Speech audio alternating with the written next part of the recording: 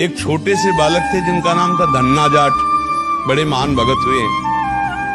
उनको परिवार की माँ ले गई कथा सुनाने, तो कथा में कह रहे थे बिना भगवान का भोग लगाए जो खाता है वो पाप खाता है, भगवान की सेवा करनी चाहिए। घर में आए, अपनी माँ से कहा 8-10 वर्ष के होंगे, हमारे घर में तो भगवान है नहीं, भगवान का भोग नहीं लगता, पाप खाया जाए, अब कैसे होगा।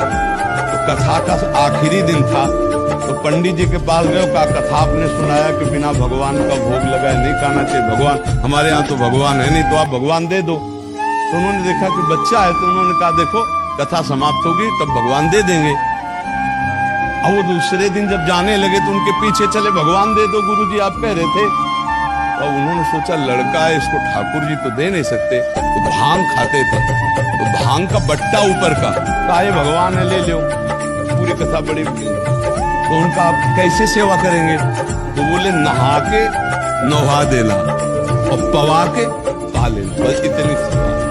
ओ इतने खुशी हो, देखो विश्वास है क्या, भांग का बट्टा, इतने खुशी हो गए कि मुझे ठाकुर जी मिल गए, मुझे भगवान मिल गए। घर में गए, नहाया और ठाकुर जी को ना, वही मतलब भांग के बट्टा को ना, और बाजरे की रोटी गरीब आदमी सामने रखा, पाओ प्रभु।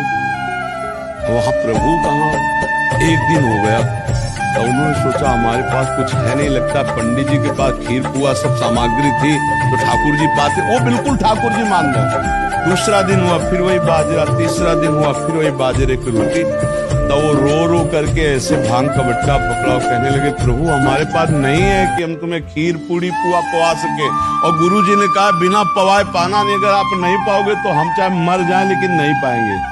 उसी समय श्री कृष्ण प्रकट हो गए, क्योंकि भगवान तो सर्वत्र है ना, भांग के बट्टे की जगह में श्री कृष्ण बैठे हैं, उन्हीं की अवस्था का रूप लेके, और बाजरे की रोटी शुरू कर दी पाना। तो बोले देखो तुम कितने निर्दयी हो, 3 दिन से तो हमें भूख लगी है, हमारे घर में ज्यादा कुछ है नहीं, 1-2 रोटी माँ बना पाते, गरीब आदमी, पूरी रोटी तुम नहीं पाओगे, आधी हमें दो आधी तुम पाओ।